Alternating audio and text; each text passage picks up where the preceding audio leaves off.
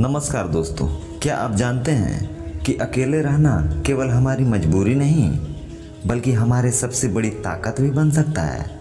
यह सिर्फ मेरा या आपका विचार नहीं बल्कि यह स्वयं भगवान श्री कृष्ण का भी संदेश है।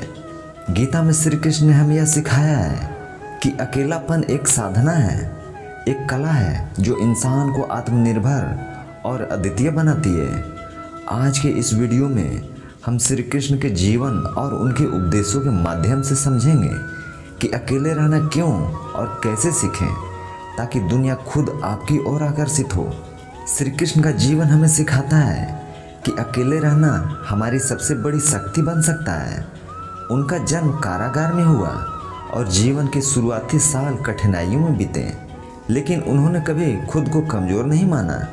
उन्होंने विपरीत परिस्थितियों को स्वीकार किया और अपने भीतर की शक्ति को पहचाना।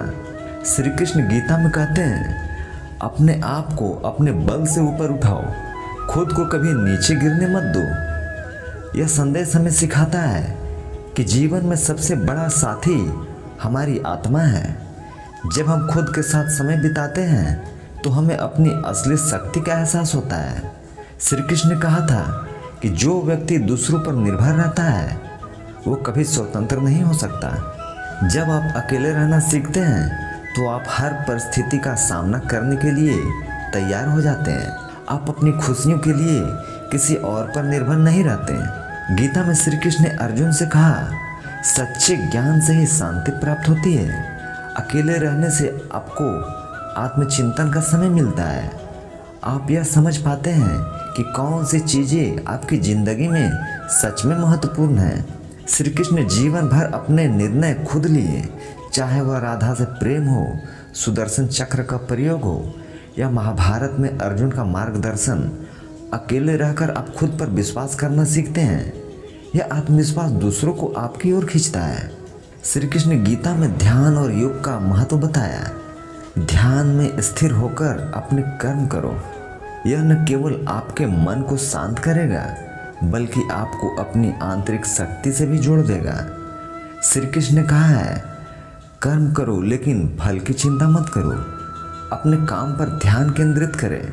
जब आप खुद को व्यस्त रखते हैं तो अकेलापन आपकी ताकत बन जाता है। श्री कृष्ण ने माया को समझाया कि हमें दुनिया में बांधती है। सोशल मीडिया, नकारात्मक रिश्ते और बाहरी दिखावा, इनसे दूर रहें। अपने मन और आत्मा को मुक्त करें। गीता में श्री कृष्ण ने अर्जुन को याद दिलाया कि उनका धर्म लड़ाई करना है। जब आप अपने धर्म का पालन करते हैं तो अकेलापन कभी बाधा नहीं बनता।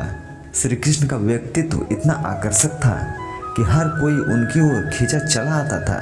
अकेले रहना आपकी सोच, ज्ञान और आत्मविश्वास को बढ़ाता है। आप भीड़ का हिस्सा बनने के बजाय खुद को दूसरों से अलग साबित करते हैं। जब आप हर समय उपलब्ध नहीं रहते तो लोग आपकी इज्जत करते हैं। यह आपको अधिक मूल्यवान बनाता है। श्री कृष्ण ने कभी अपनी शक्ति या ज्ञान का दिखावा नहीं किया। जब आप आत्मनिर्भर बनते हैं तो आपका आत्मविश्वास और संतुलन ही आपका आकर्षण बनता है। श्री कृष्ण ने गीता में कहा, सुख दुख में समान भाव रखना ही योग है। श्री कृष्ण ने कभी किसी पर निर्भरता नहीं दिखाई। जब आप स्वतंत्र होते हैं तो आप दूसरों के लिए प्रेरणा बनते हैं। श्री कृष्ण ने मुरली बजाने से लेकर कूटनीति तक हर चीज में महारत दिखाई।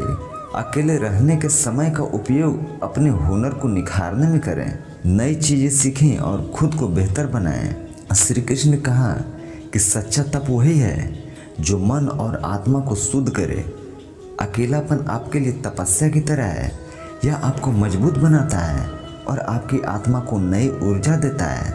अकेले रहना सीखें, लेकिन इसका मतलब ये नहीं कि आप समाज से पूरी तरह कट जाएं।